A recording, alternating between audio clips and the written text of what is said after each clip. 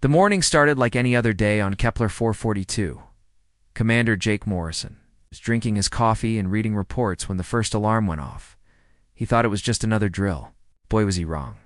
The sky above the colony suddenly went dark. Not because of clouds, but because huge alien ships were blocking out both suns. Jake had never seen anything like them before.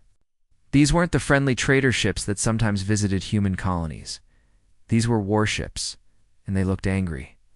"Commander, we're getting multiple contacts," shouted Sergeant Danny Walsh from the communications station. His voice was shaking. "Dared. No, 50 ships. They're not responding to our calls." Jake ran to the main window and looked up. The alien ships were massive, each one bigger than their entire colony. They had sharp edges and glowing red lights that made them look like metal demons floating. In space, the lead ship was so big, it could probably hold their whole town inside it.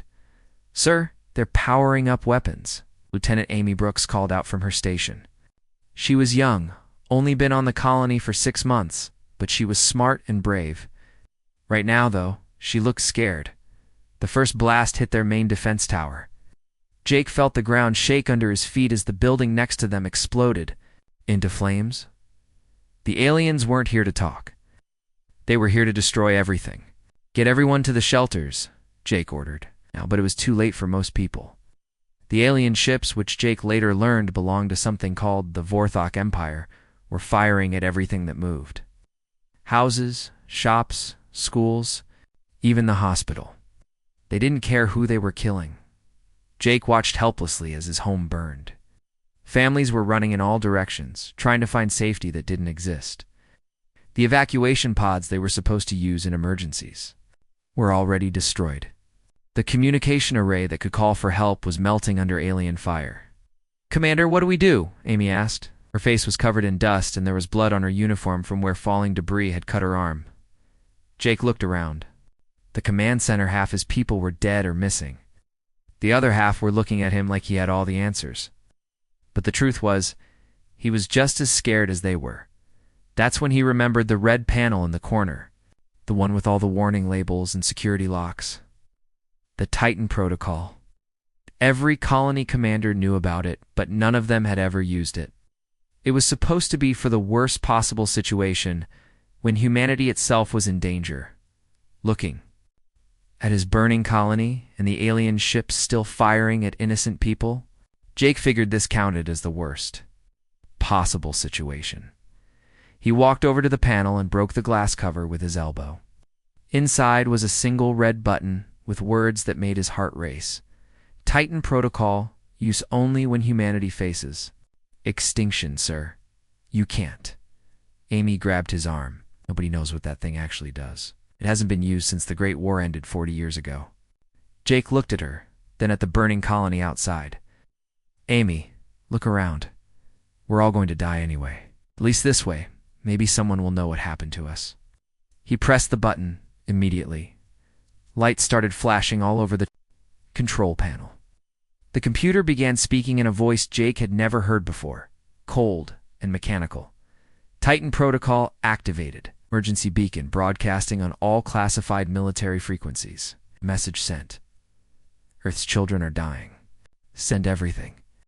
As Jake watched the alien ships destroy his home, he wondered if anyone would even receive the signal. And if they did, would they remember what the Titan Protocol meant? In the depths of space, old machines that had been sleeping for decades suddenly woke up and began to sing. Admiral Mike Kane was fixing a broken oxygen recycler when his world changed forever.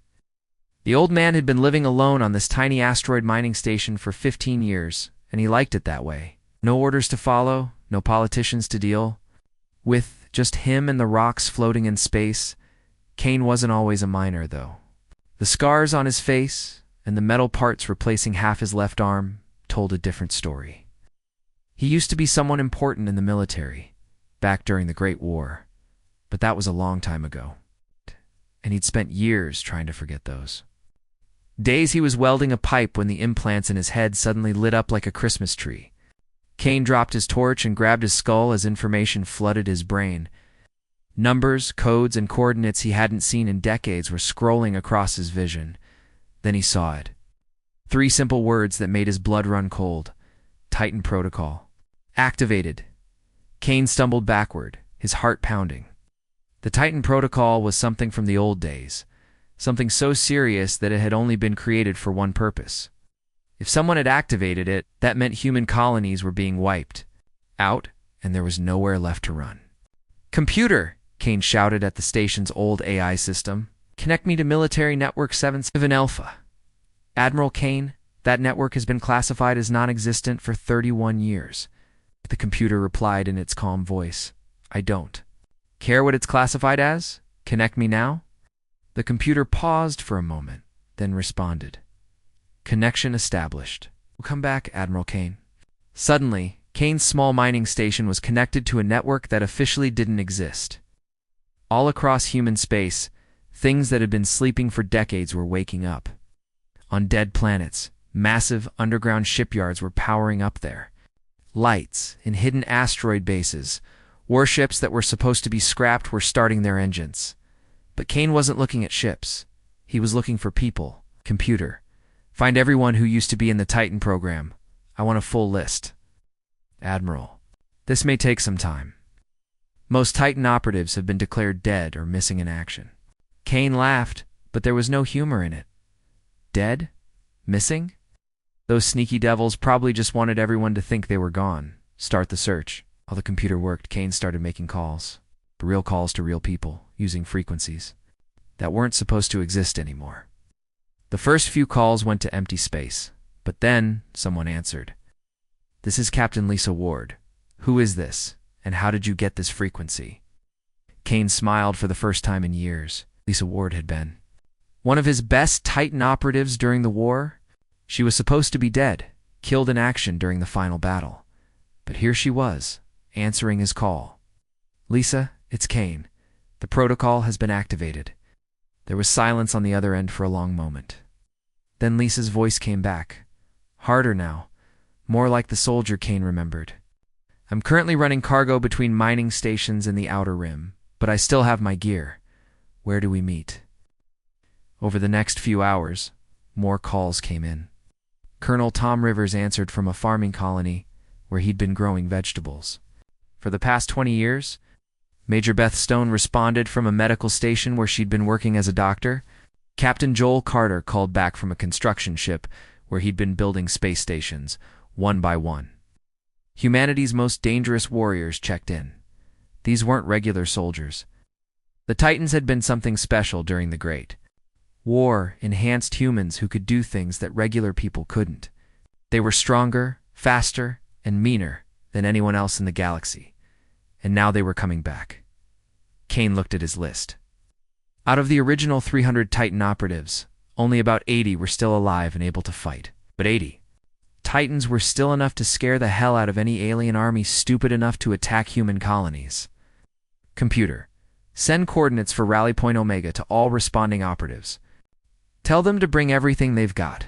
Admiral Rally Point Omega has been abandoned for 25 years. Kane picked up his welding torch and started gathering his old military gear from storage. "Then I guess it's time to turn the lights back on." Fleet Admiral Drax stood on the bridge of his flagship, looking down at the burning remains of Kepler 442.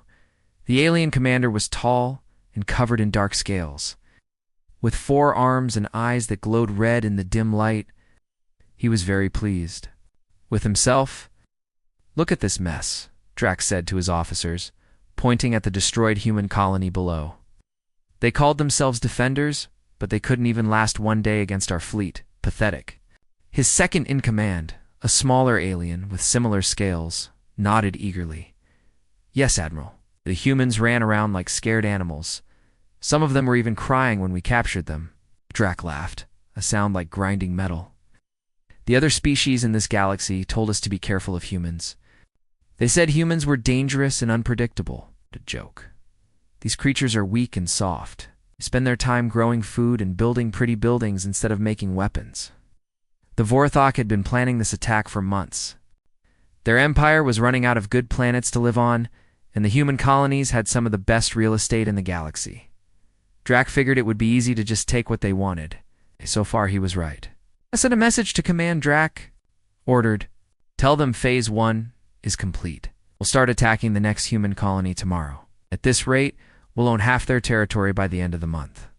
But while the Vorthok were celebrating, something incredible was happening in a distant part of space, hidden behind a massive gas giant with swirling purple clouds. The largest human fleet anyone had seen in 40 years was quietly gathering.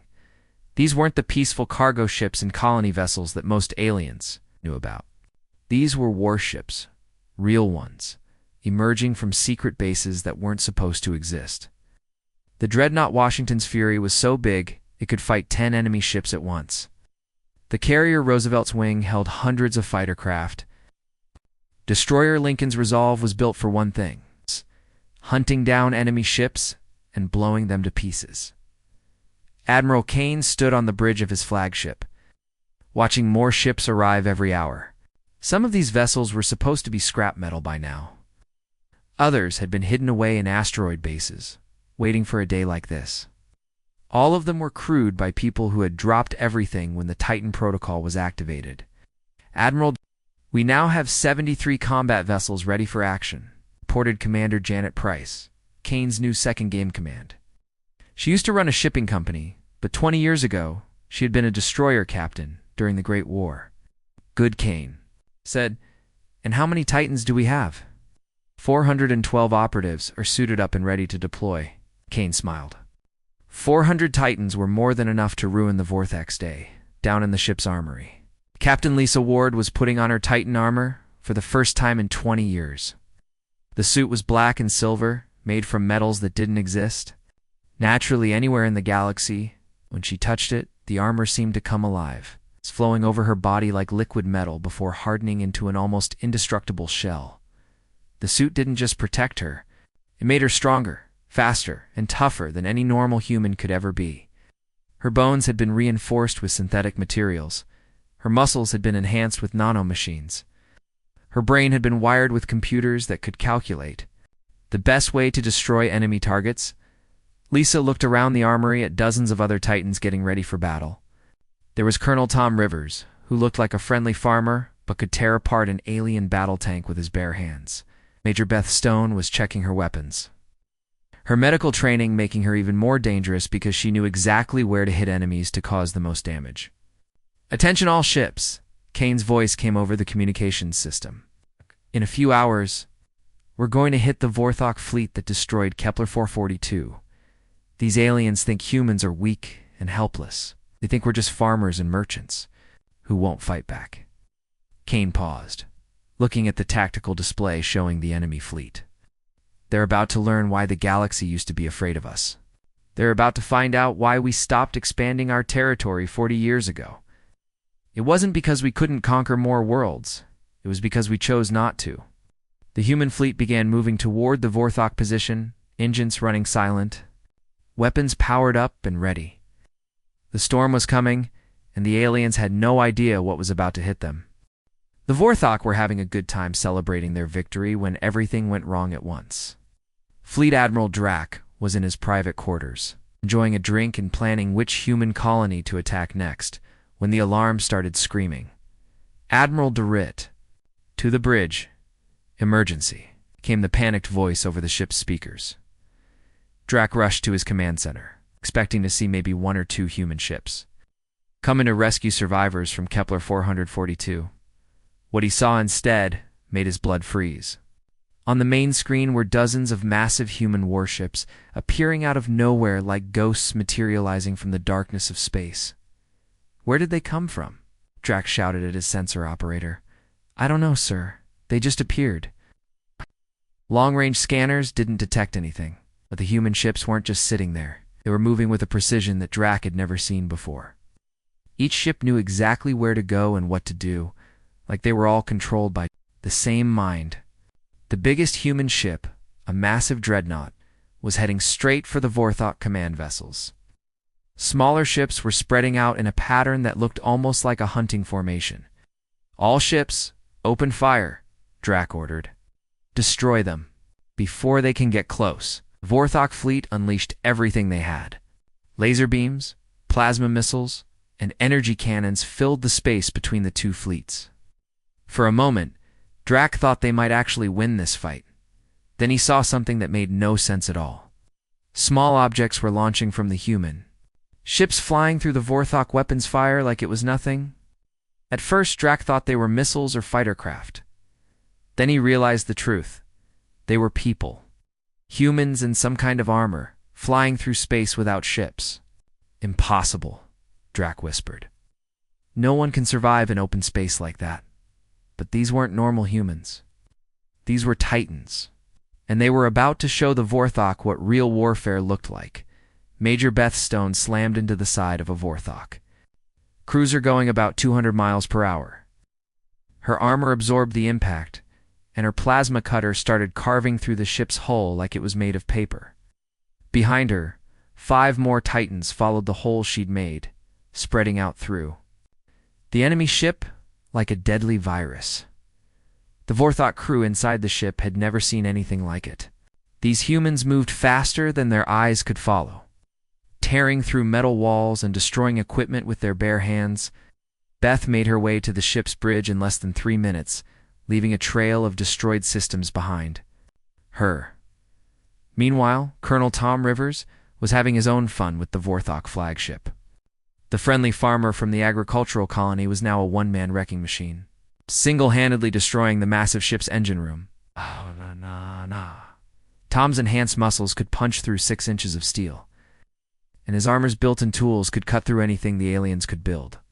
"Engine room secure," Tom reported over his radio, standing in the middle of what used to be the ship's power core.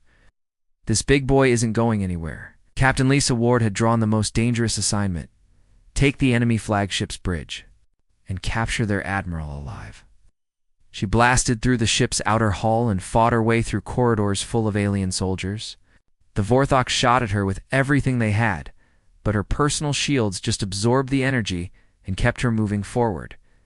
By the time Lisa reached the bridge, the battle was almost over. Through the ship's windows, she could see the rest of the Vorthok fleet being systematically destroyed by Admiral Kane's forces. The human ships moved like professional dancers, each one in perfect position to support the others. When a Vorthok ship tried to run, human destroyers were already waiting for it. When they tried to fight, the massive dreadnought, Washington's Fury, would target their weapons and engines with surgical precision. Fleet. Admiral Drac was standing in the middle of his bridge, staring in shock at the tactical display. More than half his fleet was already gone, and the rest was being torn apart by those impossible human warriors in their armor. "How is this possible?" Drac asked, as Lisa walked onto his bridge, her armor covered in scorch marks from the battle. Ow. "Our intelligence said humans were weak. They said you were just farmers and merchants." Lisa reached up and removed her helmet, revealing a face that had seen too many battles. Her blue eyes were cold as ice as she looked at the alien commander. "You made one big mistake," Lisa said quietly. "You attacked our children, killed innocent people who never hurt anyone." Drac backed away from her, suddenly understanding that his fleet had walked into a trap they never saw coming. "But you're supposed to be peaceful." "Everyone knows humans don't fight wars anymore," Lisa smiled, but there was no warmth in it. "We stopped fighting wars because we got too good at it. Stopped expanding our territory because we didn't want to scare the rest of the galaxy. But you had to go and hurt our kids." The lights on the bridge flickered and went out as Tom Rivers finished destroying the ship's power systems. In the darkness, Drac could hear more Titans boarding his ship. "The galaxy is about to learn something it forgot," Lisa said as her armor's lights illuminated the bridge. "Humans don't start fights, but we sure know how to finish them."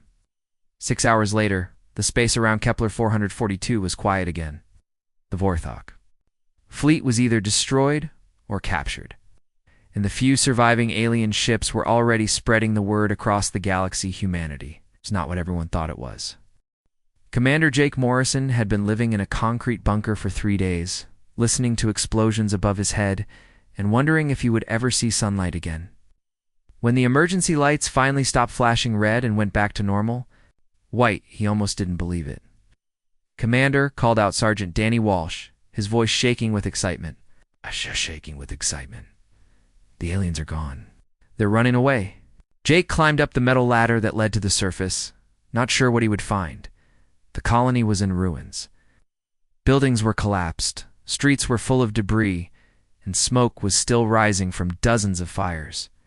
But the alien ships were gone, and in their place was something Jake had never expected to see. The sky was full of human ships. It's not just a few rescue vessels, but hundreds of them. Massive warships, medical ships, supply transports, and construction vessels. It looked like half the human fleet in the galaxy had come to help them. "My God," Jake whispered. "Where did they all come from?" Behind him, other survivors were climbing out of the bunkers. Families who had been hiding underground for days, doctors and nurses who had been treating wounded people in makeshift hospitals, children who hadn't seen the sky since the attack began. Automating. 847 people in total had survived the Vorthok attack. Out of nearly 10,000 colonists, Lieutenant Amy Brooks climbed up beside Jake, her uniform dirty and torn, but her eyes bright with hope. "Sir, we're getting a communication request from one of those big ships up there." Jake nodded and activated his portable communicator. Suddenly, a holographic image appeared in front of him. It was an older man with gray hair and scars on his face, wearing a military uniform that Jake didn't recognize. "Commander Morrison," the man said. "I'm Admiral Kane. Your signal was received." Jake looked up at all the ships in the sky, then at the tactical display on his communicator showing Vorthok vessels fleeing in all directions across the star system. "Admiral, what did we just unleash?" Kane smiled, but it wasn't a happy smile. It was the smile of someone who had seen too many battles and won them all. "The truth, Commander. For the past 50 years, humanity has been the galaxy's favorite trading partner. We sell food, build space stations, and transport goods from one world to another. We've been so peaceful and friendly that everyone forgot what we used to be." Admiral gestured to the massive fleet hovering above the colony. "During the Great War, humanity was the most feared military force in the galaxy.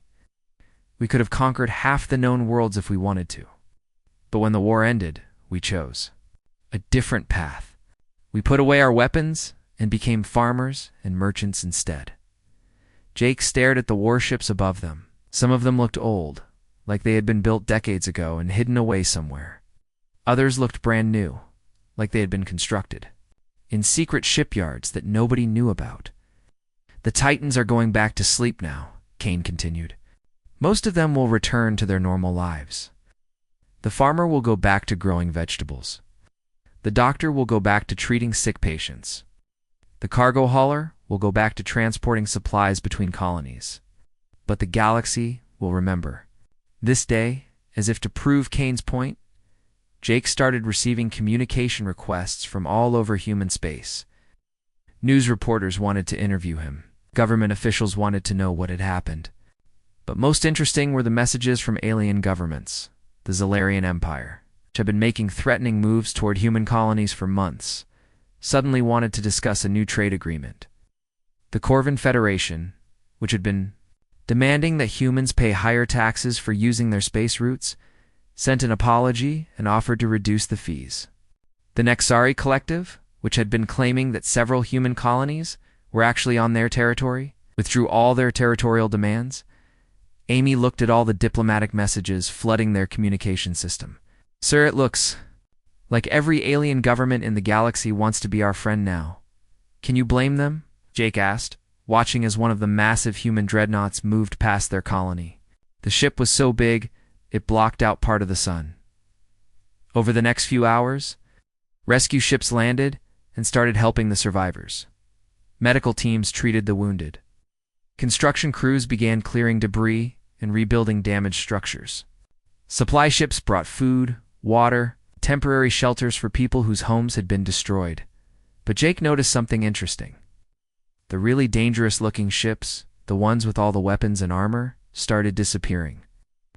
By one, they jumped into hyperspace and vanished, like they had never been there at all. The War Titans were fading back into legend, just like Admiral Kane had said they would.